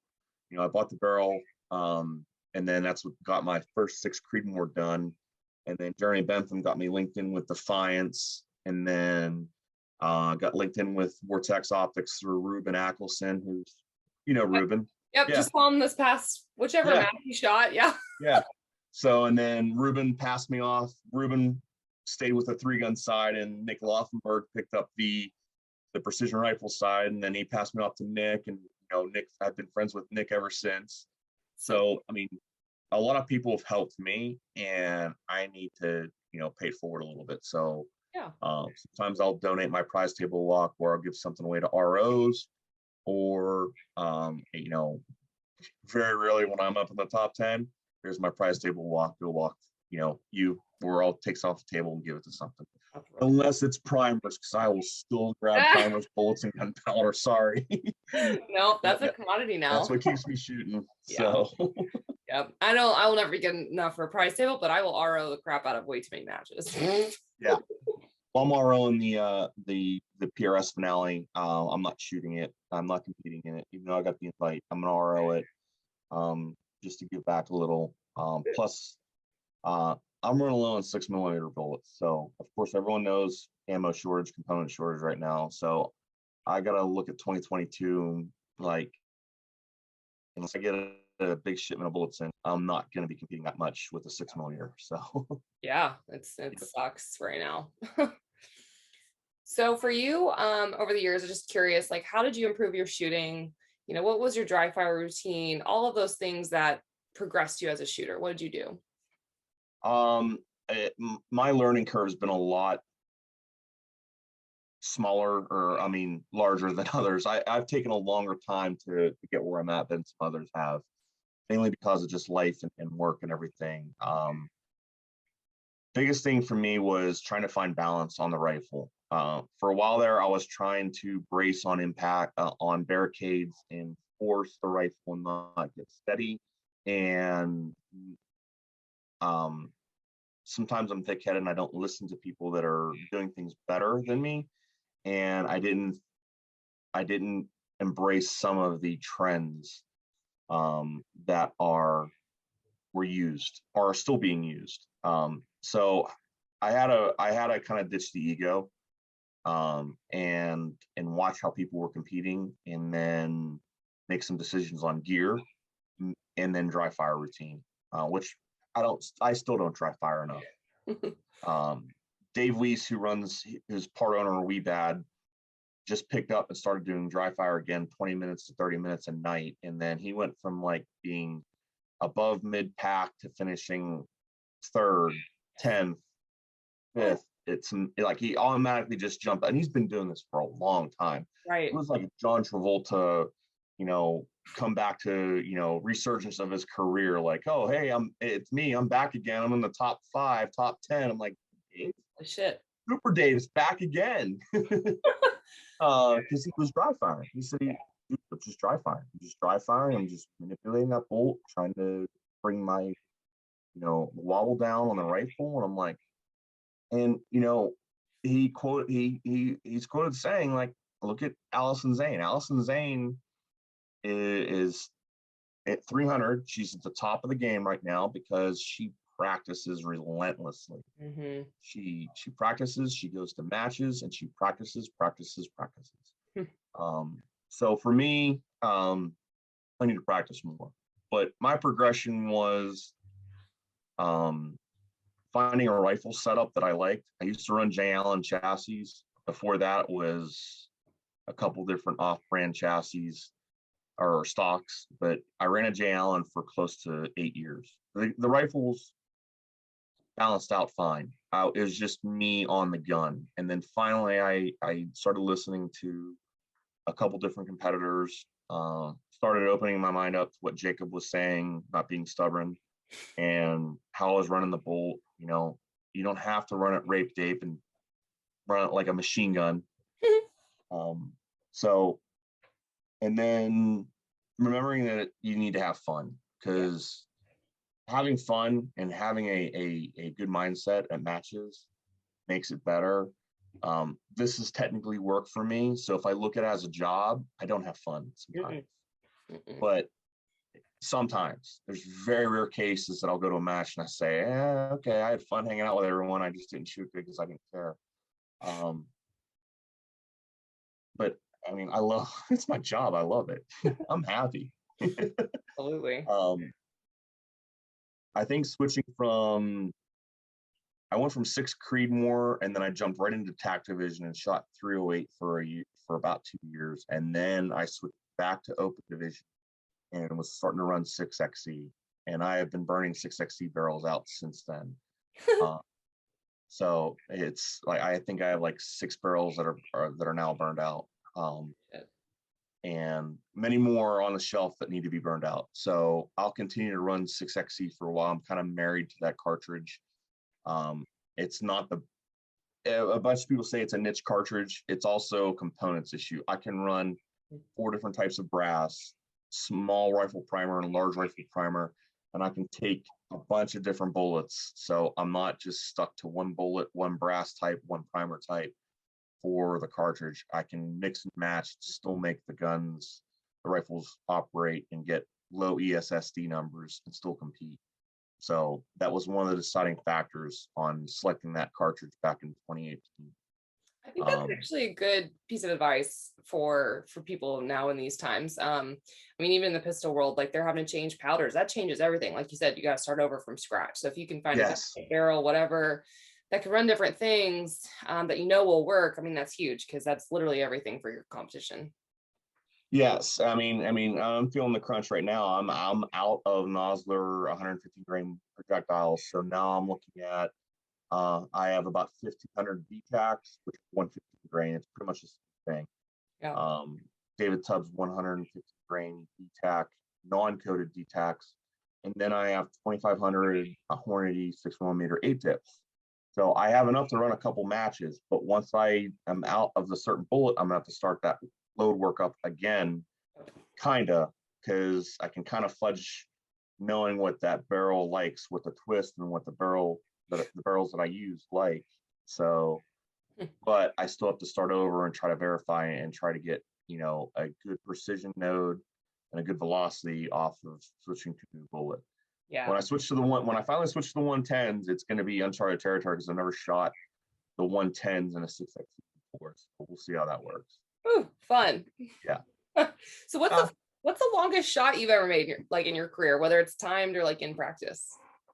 So longest ever, like not even in matches or PRS NRL, 2,500 meters. Which is in yards? Oh, where's my phone? Like I don't speak meters yet. Making me do math. Oh. All these PRS people are probably yelling at me like, why do you not know this? No, I mean, I say 2,500 meters because that was Army time. So yards, let me do the conversion. Probably everyone that's listening is now like whipping out their phones and they're all like, I got it right here. I'm quicker than you, whatever. Let's pull this up, 2,500 meters. Let's pull yards up. So no, not 5,000. 25. No, switch. I mean, clear.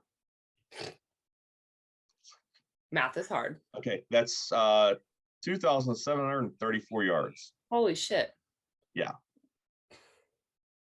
That's the longest I ever shot, but that was with that was in the Army times, and that was with a Barrett 50 cal on a very, very, very, very large target.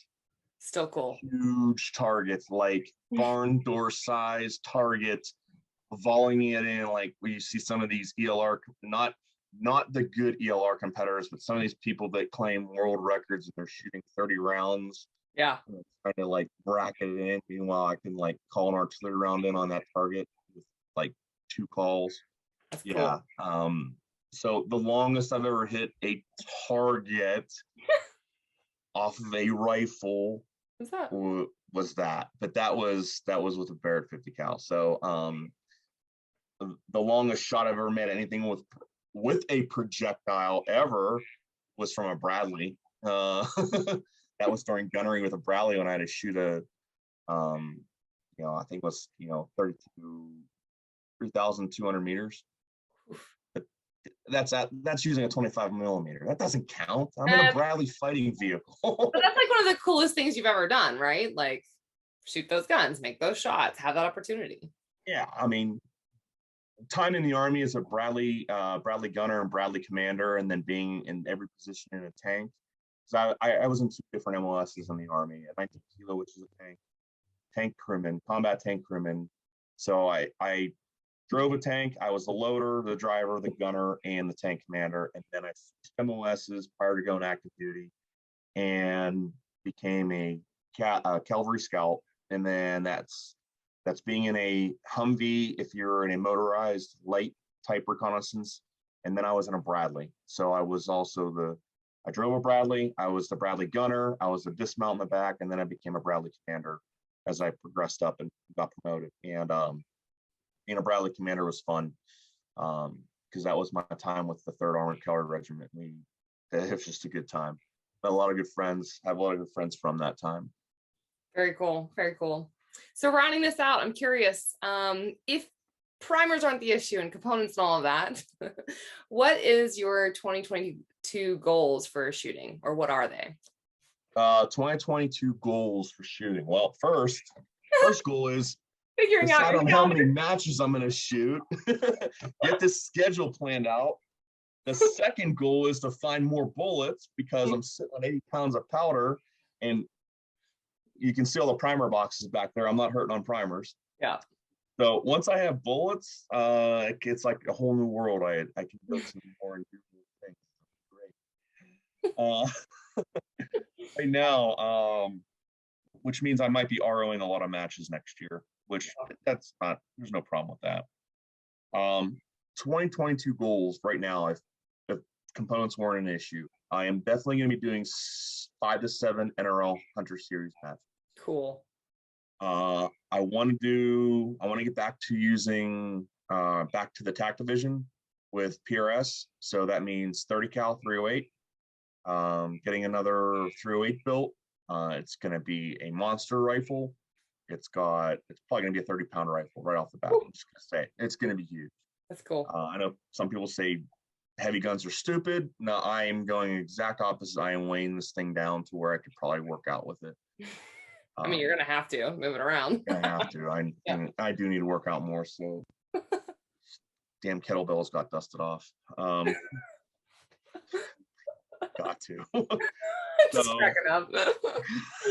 After nationals, what I just shot was a 122-pound ammo can in one hand and holding the PC in the other. So that's my new practice in dry fire. Some bullshit carnival games. I get it. Okay. I'm gonna Hey, yeah. We sometimes have to carry our full bag, our tripod, and our rifle prior to a stage, and you're already manhandling a 28-pound gun. Yeah. And some max directors are like, I'm going to punch the people with 28-pound rifles, make you move a longer distance. And I'm like, yeah, I bring it. Just drink an extra bang before that stage and just, adrenaline through it. There you go. Rage through it. But yeah, caveat to that, some of these rifles I would not go hunting with because you're not traveling too far with a 30-pound rifle. Yeah, no. It just happens. So the joke of barricade bench rest, I get that. Ha ha ha ha. Yeah, it's on you, Frank Alley. But they're made for a specific game and a specific type of application. And let people be happy with what they're running. Yeah. Because you don't want to play the PRS or NRL game doesn't mean you can't let anyone else have a 30-pound rifle. Mm-hmm. All right. If I want to start doing run again, I'm going to build a 16-pound rifle and practice with it, which that's NRL Hunter, because I have to get a rifle that's under 16 pounds for the open heavy division. So going back to lightweight rifle, which is good training. And then, so I got the NRL Hunter division or NRL Hunter series with open heavy division, TAC division for bolt gun. And then if I get off of my ass and get it done, I'll be running the PRS gas gun division with a Sergeant of Arms 6XE AR. Cool. That's awesome. Yeah, that's what I'm saving all the 6XE stuff up for, is to run that in the gas gun. So, but I actually have to get off my keister and get the invoice finally paid and get the brass and all the stuff to Eric up in Dallas so that he can get it tested and get the reamers to him, get that gun done before January, which probably won't happen. No, that's tomorrow. Awesome. Well, Ryan, any final thoughts you want to leave listeners with in this whole journey of PRS and shooting and all of that? If you want to get into it, don't be intimidated by it. Jump right into it. If you want to get into actual competing, go to a club level match or RO match and experience it, and then ask a lot of questions. Don't start making off the hip purchases until you see what the gear that we're running and some of the trends that we're doing. I see a lot of people want to go buy their 338 Lapua Magnum and say, I'm gonna get into PRS. I'm just gonna pump the brakes. No, that's not happening. So definitely seek out the clubs that are local to you, seek out the groups that are local to you, go RO a match, volunteer. go look and see and start asking questions, start getting a feel for what it is. Pro-Am matches, definitely getting to that. But do some research before you open up your wallet, because this can get very expensive very quickly. Yep. And then the next big thing is have an open mind. Ditch any ego you have, because most likely you're probably going to get beat by a 16-year-old girl or a cotton farmer from Oklahoma, yep. Or a dentist from California. So be prepared to be beat by people you think that would not be great precision rifle competitors, because we're just normal people that like to shoot long range and hit targets, drink beer, have fun. You know, it's just like any other shooting discipline. You know, we like to sit around after the match and go and hang out, have a good dinner. And some people like to party in between the matches because they're seeing their friends and like-minded people. It's a great crew. You will meet 99.999% of the people are awesome. Yeah. Focus on 99.9. I always have to put the 0.01% in there. There's always. Oh yeah. But focus on the positives and have fun and have an open mind and be safe. Yeah. My God, at current events, be safe. We're dealing with firearms here. Long range precision rifles and high velocity projectiles are the worst type of thing to get hit with, because just sheer velocity. So we have to be safe, and we don't want accidents. Negligent discharges and mishandling of a rifle is not accepted. And you know, have fun, be safe, have an open mind. That's how you get into this, and that's how you have fun. Love it. Love it. Any shout outs you want to give to sponsors or people that have helped you along the way? Oh God, that list is long. Yeah. I've already chatted. Your listeners are probably like, God, he talks a lot. Oh, I love this. They can deal with it. They can deal. Well, of course, I'm wearing a Kestrel shirt. So Kestrel, MagnetoSpeed. I mean, MagnetoSpeed for the last 6 years, and now Kestrel. The entire team at the old Kestrel crew, or the old MagnetoSpeed crew. I don't mention them enough. You know, that kind of put my foot in the door for a lot of this. And so that goes to the owners. That goes to Garrett. That goes to Weston and Alex. And then, even Ivan. Yeah, you know, thank you for taking that chance and hiring me many years ago. But, you know, another big shout out is to the current Kestrel crew, to Katie, to Austin, to Alex and Monica, you know, Chuck, everyone there, the Kestrel Ballistics division, and Nielsen Kellerman. Nielsen Kellerman is the parent company, Kestrel. So that's really where I'm employed at. Thank you for putting your faith into me and dealing with my shenanigans every once in a while. Vortex, Nick Laufenberg, of course. Nick, love you, bro. Stuff. Defiance Machine, the crew up in Defiance, Chad and the entire crew up there, Chad, Norm. Magpul. I mean, Magpul reached out to me after Jay Allen kind of closed down, and I was like, yeah, sure. Let me run the chassis. And next thing you know, Pro 700 chassis. And then I got more Pro 700 chassis. Now all my comp rifles are on Pro 700 chassis, and I love them because I can do so much with that chassis and everything. Rifles only, of course, Jacob and Lisa. I mean, this list is very long because I've been doing this for a while. It's like, man, you don't realize you have a team behind. Yeah. You do. You have a team, and you know what? I wish I could do more to thank that. And you know, product. A lot of product goes into people that represent these brands, and I wish. I'm like, man, what can I send back? I mean, I can't send back like $2,000 for every scope to a company. I'd be broke. But I'm like, you know, I guess it's just, you know, being a decent person, representing the brands in a positive manner, not being too much of a liability or off brand, you know, getting podcasts deleted. Not this one. Yay. But there's a lot of people. So, I mean, we've had short action precision, rifles only. Even Joe Baker at Geoballistics, because I ran Geoballistics before I got hired with Kestrel for a long time. Joe and his Geoballistics team, great crew there. And I should have had the list printed out. I'm like, Jim Shaughnessy from Prime, because I used to run Prime ammunition. Thank you for supporting me, all that. It's like, with my hands, I'm in Ricky Bobby moment. Yeah. I mentioned so many people because no one does this on their own, and anyone that says that they do this on their own is flat out lying. Yep. Anytime anyone's supposed saying, "Oh, I didn't have anyone to help me do all this or get into it," they're BSing you. They're lying.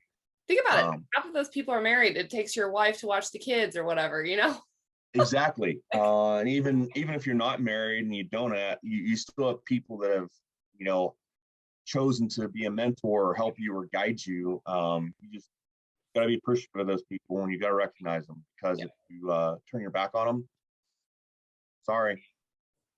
Yeah. Yep. So wrapping this out, final question for you. How can people find you online and on social media to reach out, ask you questions, and more? So the best thing for business wise, my email is, and I guess you can put that up. You can find me at Kestrel. It's rhay@magnetospeed.com or rhay@nkhome.com. Phone number for work is 610-447-1555, extension 221. That's the business side of it. Instagram, it's just my name. I don't have any crazy name. It's Ryan _Hey. I don't need to have the pew pew or anything like that. Sorry, everyone. Tactical, Ryan. No, you don't even get that. You get me as Ryan Hay, and you like it or not. Sorry. Yep. I love it. Thank you for coming on. And you're welcome. Yeah, I'm so glad that I'm intrigued. I've learned a lot. I'm gonna keep learning. Hopefully see you on the circuit at some point.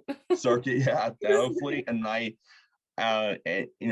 on the flip side, I follow a lot of the 3-gun USPSA, PCC competitors. I know a lot of them, and I follow them and watch them. So if I ever do decide to come short range and fast sports, I can't use the excuse of making bad purchases and decisions, because I follow too many people, and I'm going to start hitting them up for questions. Yep. And you're going to have a shit ton of people, as always, that will have the guns, gear, and everything else to just have you out there. Like your sport's the same thing. No excuses. Just time. I can't do all the shooting sports. I wish I had Jerry. Yep.